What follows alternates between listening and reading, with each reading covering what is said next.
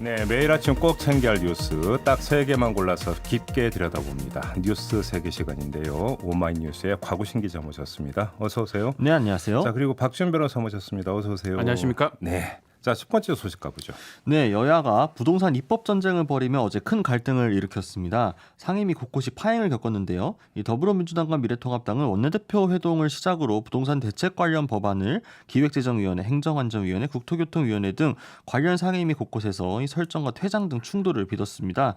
여당은 이 부동산 관련 입법의 조속한 처리를 요구를 했고 제1야당은 충분한 심사를 주장하며 갈등을 빚었습니다. 충분한 심사라함은 어떤 건가요? 그러니까 이제 국회에서 보통 법안을 처리를 할 때 전체회의 안건을 상정을 하고 그다음 법안 소위의 회부에서 심사를 거친 뒤에 다시 전체회의로 올라와서 표결을 거치는 방식이 뭐 관례적으로 있는데요. 네. 전체회의 안건을 상정하기 전에 법안 소위 구성을 항상 해왔습니다. 그런데 즉 법안 소위가 이제 여야 이견으로 아직 구성이 안 된 상임위들이 있다 보니 대표적으로 기재위의 경우에 고용진 민주당 의원이 대표 발의했던 이 법안을 개정안 상정을 두고서 소위 구성을 추가로 조정을 하기로 했다면서 전체 회의에서 바로 먼저 대체 토론을 시작을 한 겁니다. 그리고 법안 소위 구성 전에 현안 보고와 맞물려 가지고 바로 법안 상정안을 앞으로 끌고 와서 먼저 기립 표결을 한 거죠. 네. 그러니까 이제 통합당은 왜 소위 구성도 안 됐는데 왜 이렇게 하냐면서 반발하고 퇴장을 하면서 국토위 행안위도 비슷한 과정을 겪었습니다. 소위를 빼먹었다 뭐 이런 거거든요, 사실. 그렇죠. 네. 근데 사실 소위를 해버리면 시간을 지킬 수가 없습니다. 뭐 여당 지금 8월 4일 정도 얘기를 하고 있는데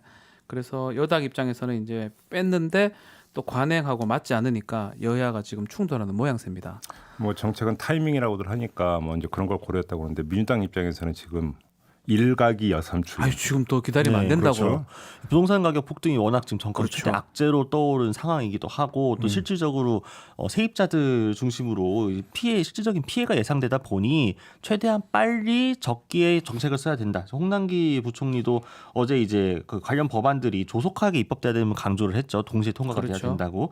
그러다 보니까 이제 민주당에서 속도전에 나선 것으로 보입니다. 타이밍이거든요. 우리 다 봤잖아요. 부동산 지금 대책 계속 한 발짝 늦어가지고 결국 못 잡고 있는 상황인데 아마 이번에 8월 4일까지 안 되면 여당 안 된다고 판단을 한 것 같습니다. 그러다 보니까 무리하게 밀어붙이고 있고 또 뭐 통합당의 반발도 뭐 충분히 그 부분 이해를 하죠. 좀 심도 있게 논의해야 되지 않느냐. 뭐 사실 이제 소위를 거쳐가는 어떤 절차가 이제 그 이전부터 지켜져 왔었던 건데 이걸 건너뛴 데에는 숨은 그림이 하나 있는 게 얼마 전에 이제 국회 의사 일정의 합의를 보면서 민주당과 통합당이 합의를 봤던 게 그러니까 법안 소위는 합의제를 원칙으로 한다. 네. 표결이 아니라 합의를 원칙으로 표결하는 한다. 필요 네. 없습니다. 이걸 지금 그 약속을 해놓은 상태이기 때문에 소위로 가면은 합의가 안 되면 부지하세월이 되어는 그쵸. 이런 문제가 이제 그 고려가 됐다고 봐야 되는 거죠. 시간이 그냥 뭐 알 수 없게 끌어지니까 아마 여당 입장에서는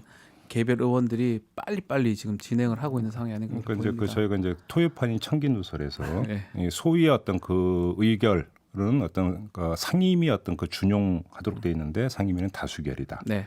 이런 이야기를 이제 전해드린 바가 한 바가 있었는데 있죠. 여야가 이제 그 이 의사 일정에 합의를 하면서 합의제로 해버렸기 때문에 네. 그래서 건너뛴 거 아니냐 일단 이렇게 좀 볼 수 있는 부분이 있는 것 같고요. 네, 그러니까 이제 그저께의 법안 소위가 사실 구성이 합의가 된 위원회도 있었는데 어제 당일 오전에 통합당 측에서는 갑자기 법안 소위 구성이 안 된다라는 이야기를 민주당으로도 통보받았다 이런 식으로 또 반발을 하고 있거든요. 그런 점에서는 통합당이 반발할 수도 있을 것 같다라는 이야기가 성립이 될 수 있을 것 같고요. 좀 구체적으로 어떤 모습입니까? 지금 이제 통합당은 어제 뭐 굉장히 항의 기자회견을 수차례 열었습니다. 각 상임위별로. 그러면서 민주당은 비판을 했고, 그러니까 포인트를 몇 개만 짚어보면 우선 선입 선출, 먼저 들어온 법안을 순서대로 먼저 처리한다고 하는 이라는 국회에 민주당이 내세운 원칙에도 맞지 않는다. 또 비슷한 관련 법안들이 다수 상정되어 있는데 왜 병합해서 같이 논의하지 않고 일부 법안만 먼저 핀셋으로 처리를 하느냐.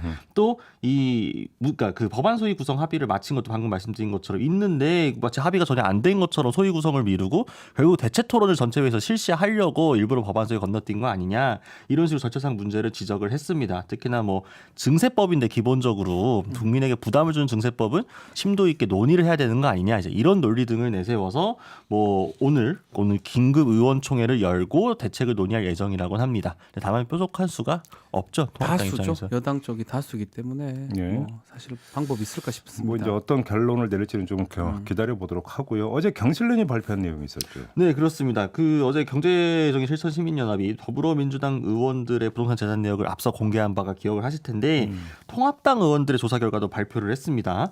21대 국회 통합당 의원들의 부동산 재산 평균이 국민 평균의 7배인 21억 원이다라는 겁니다. 네. 민주당과 비교해도 2배 이상이었습니다. 다주택자는 41명이었고요.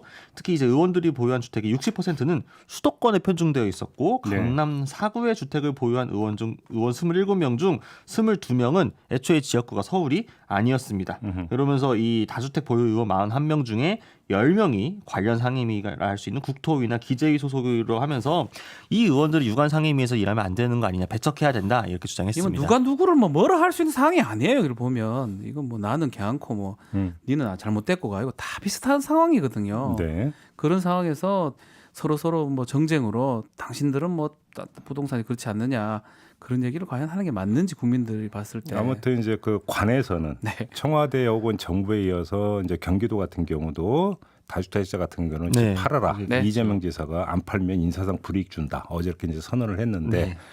근데 국회의원들 같은 경우는 지금 미래통합당 안에서 다주택자 집 팔아라 이런 얘기는 안 나오고 있는 거죠. 네, 통합당 민주당 같은 경우도 이제 총선 공천 과정에서 이제 서약서는 썼다고 했지만 사실은 기한이 지금 설정돼 있는 건 아니죠. 네. 뭐 2년 이렇게 뭐 잠깐 이야기는 나온 바는 있습니다만 알겠습니다. 국회의원들 가운데 다주택자가 상당히 많이 부럽네요. 아니, 그냥요. 부럽네 이래놓고 뭘 한다는 건지 참. 있다. 네. 그러니까 이 통합당에서 그래서 반발을 하는 모양새를 밖에서 이제 순수하게 바라보기 좀 어려운 누가 이유 중 그렇게 하나로 이걸 반발- 지적하는 것도 있거든요. 아, 이렇게 이러면 안 된다고요. 아니 뭐 돈 많다고 뭐 부동산 많다고 욕하는 게 아니고 그러니까 지금 이제 상황이라면 그래서 일전에 그래서 이제 저희 인터뷰 과정에서 나온 게 그 전 그러면 부동산 신탁제로도 도입을 네. 하자 뭐 이런 얘기도 나왔던 네, 거 아니겠습니까? 원희룡 그 제주지사가 했던 이야기였습니다. 맞습니다. 신탁제요. 네. 네. 자 다음 뉴스로 넘어가죠. 네, 청와대가 한미양국의 한국 민간 산업용 로켓의 고체 연료 사용 제한을 해제하는 내용의 이 미사일 지침 개정에 합의했습니다. 김현종 청와대 국가안보실 2차장은 춘추관 브리핑을 통해서 우주 발사체 고체 연료 사용 제한을 완전히 해제한다라고 말을 했는데요.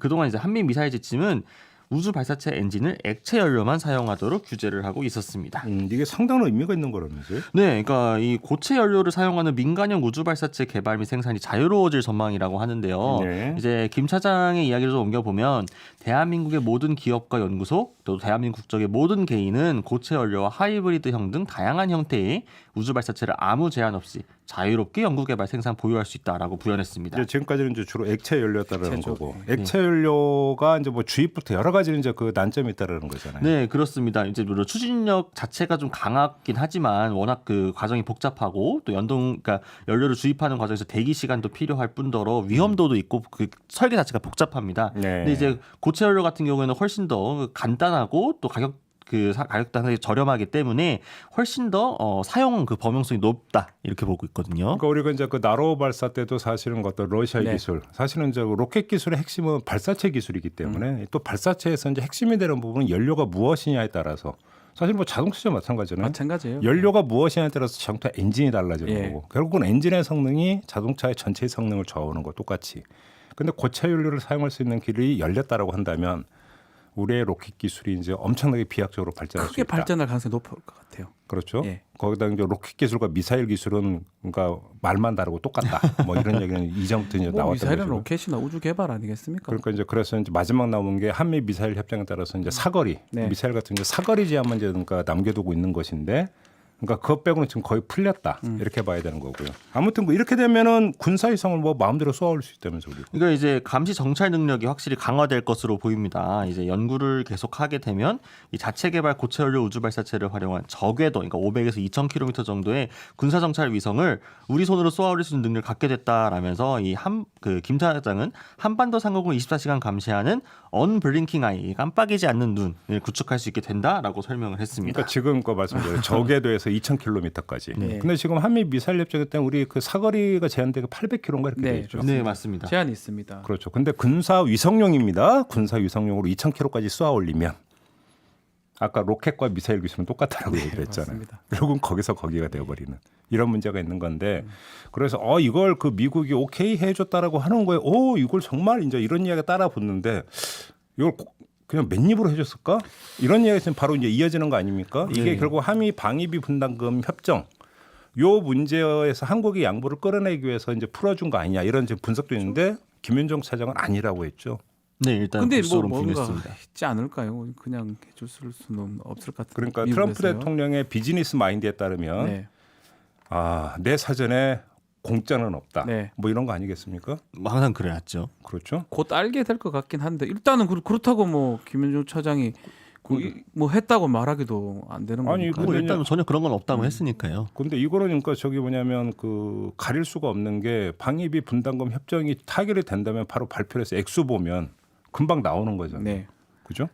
그렇기 때문에 이거는 그 순간적으로 모면에서 이렇게 이제 얘기하고 넘어갈 수 있는 사안이 아니기 때문에 상관이 없다, 관계 없다라는 어떤 취지의 김윤종 차장의 발언도 좀 주목해서 봐야 되는 부분이고 그래서 그러면 더 궁금해집니다. 트럼프 대통령이 그냥 맨입에 그냥 줄 사람이 아닌데요. 이게 좀 궁금해지는 것도 현재로서 알 길이 없는 거네요. 네. 네, 일단 좀 지켜보면 또 나오지 않을까 싶습니다. 윤곽이. 네. 알겠습니다. 자, 마지막 뉴스로 넘어가죠. 네, 검찰이 정부의 코로나19 방역 활동을 방해한 혐의로 신천지 예수교 증거장막 성전의 이만희 총회장에 대해 구속영장을 청구했습니다. 이 총회장과 신천지는 이미 지방자치단체와 시민단체 등으로부터 수차례 고발을 당한 상태인데요. 이미 이 총회장도 2번 소환 조사를 받았었습니다. 혐의가 어떤 거예요? 수원지검은 이만희 총회장에 대해 감염병 예방 관리 및 관한 법률 위반, 또 위계에 의한 공무집행 방해, 또 이제 특정 경제범죄 가중처벌, 이제 횡령하고 배임입니다. 네. 업무방해 등 혐의로 구속영장을 청구했다고 밝혔는데요. 이제 특히 좀 큰 게 신천지 대구교회를 중심으로 코로나19가 막 확산됐던 당시에 방역당국이 이제 교인 명단이라든가 시설 현황을 고의로 누락하거나 허위로 제출했다 이런 혐의가 좀 큽니다. 네. 또 지금 신천지 자금 56억 원을 횡령하고 공공시설 등 이제 무단으로 침입을 해서 행사를 수차례 강행한 혐의도 받고 있습니다. 상당히 좀 늦어 보입니다. 그러게요. 난리가 난 지가 언젠데 수사를 이렇게 구속을 한다는 건 뭐냐면 수사를 하기 위해서 구속을 하는 거예요. 처벌하는 측면도 있는 거지만 그렇죠. 예. 그때 이제 만약에 구속영장을 했다 그러면 그 가정하기는 그렇지만 그게 오히려 타당한데 지금은 신천지 관련된 감염병은 지금 코로나는 뭐 크게 상관이 없는 상황입니다. 거의 그게 좀 누그러졌고요. 뒷북이다 한마디로. 저는 좀 근데 뭔가 왜- 안 맞아요. 그러면 이 타이밍에 왜 구속영장 청구를 했을까요? 그러니까 범죄가 중대한 건 사실입니다. 많이 있죠. 지금 감염병 말고도 뭐 횡령이나 그때 2월, 3월 생각하면 난리 났었잖아요. 그러니까요. 예. 뒤늦게 이렇게 할 건데 뭐 하는 게 조금 어색하고 이상하긴 한데 예. 이 범죄가 중대하기 때문에 한 거는 맞는데 너무 늦었다는 생각이 많이 듭니다. 그러니까 앞서 소환 조사했을 때 이제 그 이만희 총회장의 건강 등을 이유로 해가지고 4시간 만에 끝났었습니다. 아마 검찰 측에서는 그러니까 일반적인 소환 조사를 할 때 조사가 제대로 이행되지 않는 점을 들어가지고 구속 수사 필요성을 좀 어필한 게 아닌가 이렇게 보는 시선도 있거든요. 그러니까 이제 2번인가 소환 조사를 받기는 했는데 그러니까 지병을 호소하면서 네네네. 나 집에 가야 돼. 계속 이런 1차 식으로 했기 때 때문에 갔거든요. 네. 신병 확보가 필요하다고 판단을 했다. 그러면 오히려 법원에서 이 몸 상태도 영장 발부의 기준이 될 수가 있거든요. 근데 2차 소환 때는 10시간 가깝게 조사를 했다면서요. 뭐 그때는 또 그랬었습니다. 그러니까 사실은 뭐가 안 맞아요. 그러니까 검찰 측에서 그 당시 압수수색도 안 했었고 그 당시에 사실은 그 당시 신병 처리가 사실 급했던 상황인데 지금 시간이 꽤 많이 지난 상황에서 지금 구속을 한다는 거 저는 뭐 개인적인 생각이긴 한데요. 지검에서 그냥 했던 게 아닌가 이런 생각이 좀 듭니다. 이거는 지금 대검하고 관계없이 수원지검에서 여러 가지 범죄 사실들을 이제 조사를 고발을 받아가 조사를 해보니까 문제가 되니까 이제 이거는 그냥 신병 확보하지 않고 그러니까 범죄의 수사는 좀 중대성이 어렵다. 있다. 중대성 상당히 이게 징역 사안이다. 수사해 보니까 그렇게 보고 했는데 어쨌든 국민들은 좀 이해하기 어렵죠. 그렇게 하락할 땐 안 하고 뒤늦게 돼가지고 이거 지금 하든지 말든지 누가 관심을 가집니까? 아무튼 영장 실질 심사는 언제 그러면 있게 되는 일단 거예요? 오는 31일 오전 10시 30분 수원지법에서 열릴 예정으로 일단 잡혔습니다. 아마 영장 발부 여부는 이날 늦게 나오게 되겠죠. 지금 그 또 하나의 변수는 나이 아닌가요? 지금 이만희 총회장 나이가 이제 제가 방송 들어오기엔 검색해보니까 88인가 90 정도 우리나라 나이로 88인 예. 것으로 있으니까 만으로 해서 그렇죠. 이렇게 나오는데 혹시 이게 고려가 될 가능성이 있다고 고려됩니다. 봐요? 고려됩니까? 수감을 할 수 있는 능력이 되냐 안 되냐를 보는 거거든요. 예. 그리고 또 영장을 발부했다가 몸이 안 좋으면 구속 집행 뭐 정지 신청을 또 한다면 받아야 될 상황 생길 수도 있고요. 네. 그렇기 때문에 사실은 나이 많은 어떤 그런 좀 있는 사람들한테 영장이 제한되는 게 사실입니다. 근데 또 이제 저도 이제 그 얘기가 나와서 이제 그 비교 인물이 한 명 있었죠. 김기춘 전 청와대 비서실장. 네, 이 사람도 올해 나이가 81인가 82인가 지금 그렇거든요. 그렇죠. 근데 이제 계속 이제 구속됐었죠. 그 구속 수감돼 있었잖아요. 지금 나와 있고요. 네, 그래서 이제 이 나이가 이제 영장 실질 심사 후에 영장 발부 여부에서 이제 중요하게 판단이 될지. 사실은 나이보다는 건강이라고 봐야죠. 건강. 그러니까 건강 상태. 변호인들은 이거 사실은 이거 범죄로는 다투긴 어려워요. 범죄는 상당히 뭐 재산 범죄까지 많기 때문에 예. 건강 진단서를 갖고 올 겁니다. 수감 못 한다고. 그럼 법원에서는 법원 영장 판사 입장에서는 그 건강 부분을 기준으로 아마 판단하지 않을까. 뭐 저는 의사가 아니기 때문에 여기서 예단할 수 있는 건 아니죠. 이 건강 문제는. 네. 하지만 그때 그 기자회견한 적 있었잖아요. 네, 그렇습니다. 기자회견을 또 정정하던데. 몸은 건강하던데 네, 물론 이제 말은 좀 예. 귀가 좀 청력 때문에 뭐 네. 그 옆에서 이제 다른 분이 자꾸 이렇게 전달을 해주긴 했지만 기본적으로 의사소통을 하거나 뭐 본인이 판단을 하고 할 때는 뭐 별로 문제가 없어 보이는데 검찰 측에서도 수감 생활이 어려울 정도로 보이지는 않아서 영장 청구를 결정했다라고 이야기를 하니 법원에서 판단을 해야 되지 않을까. 아무튼 지금 조금 전에 박지원 변호사가 말씀하신 대로 타이밍이 너무 늦는 거 아니야? 이거는 좀 그러니까 말씀 듣고 보니까 그런 것 같아요. 반년 지났어요. 그러니까요. 그럼 왜 이 타이밍에 이제 구속영장 청구했을까? 이건 정말 궁금하네요. 알 길이 없는 거죠. 알 수 없죠. 네. 그거 뭐. 그렇다고 또 야박하게 또 짝. 아니요. 구속영장의 그 청구 건자는 다 검사입니다. 우리는 그렇죠. 모릅니다. 예. 네. 뭐 그렇다고 검찰이 우리가 뒷북 청구한 이유는 이거예요라고 설명해 주기도 이유도 없고. 없는 거고요. 알겠습니다. 자, 이렇게 뉴스 3개 마무리하겠습니다. 박지훈 변호사, 곽우신 기자였습니다. 고맙습니다. 감사합니다. 감사합니다.